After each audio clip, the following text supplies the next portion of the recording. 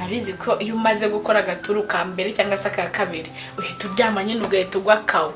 Iyo uguye kawo nyine ukaryama ugasinzira kwa kundi nyine uvuga ute se ubundi bwo ndongera nze kubikora. Ukumva ufite ubushake ukumva nyine urumva ko umeze neza, sibyo? Ukumva ko umeze neza mu gihe nyine wumva ko ugiye kongera kuba wabikora, umugore ugasanga yasinziriye. Ukuntu biryana aho ngaho rero itawumva ko bimeze nabi, cyangwa se n'umugore nimba gushaka nagagomeza akisinzirira. Abagore benshi bakunda rero tugiye kwiga ukuntu uzajya umwiba ako gaturu kiwe asinziriye. Mu gihe wiryamiye umugore aryamye gutya, umugore akunda kuryama ageze gutya ikibuno, nimba aryamye nyine ubwo araryama ameze gutya asinzire, sibyo?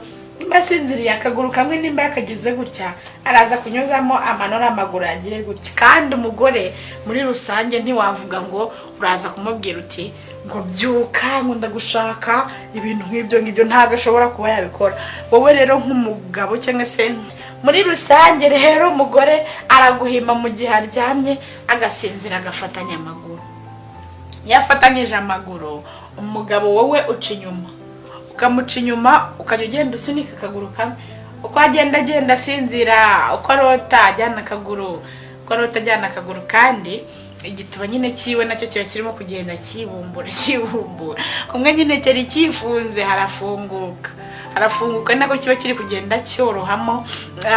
Kibuno kiba kiri hejuru, uca inyuma wacisha imbo, numara kuyihageza uyimuhere hano inyuma, sibyo?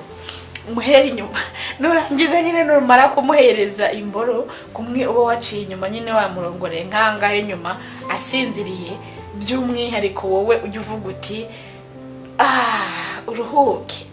Shimira by'umwihariko mwese mwamaze kuba mwakora subscribe. Ndabakunda cyane aho muherereye hagiye hatandukanye. Ari nayo mpamvu mbabwira ati ciao nahuta.